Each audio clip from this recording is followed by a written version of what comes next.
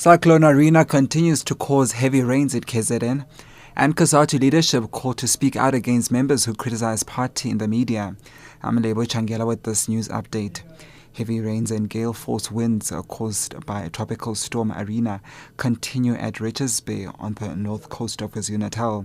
The latest information from the South African Weather Office confirms that the storm remains on track but can still change its course.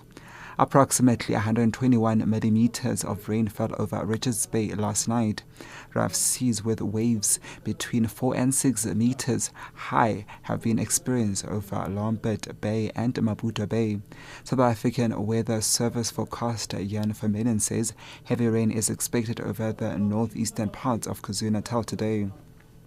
SACP Secretary General Blade Nzimande has called on COSATU leadership to speak out against its members who criticize the party in the media. He says while they welcome COSATU's commitment to engage in constructive criticism, it should not be done publicly. Nzimande was addressing SACP members in Durban earlier today.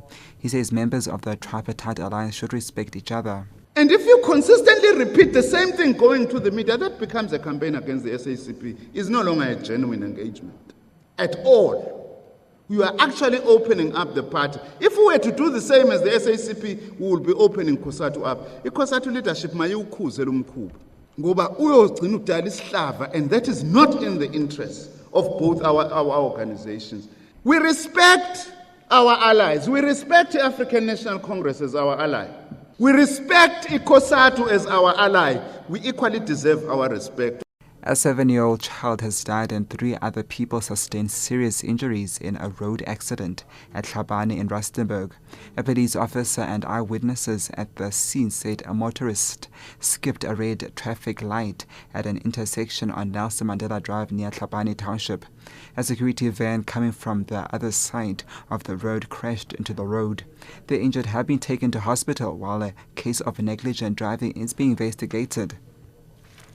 And Palestinian officials plan to give a deadline to Israel to accept ground rules for negotiations. They say a no will allow them to shelve Middle East talks.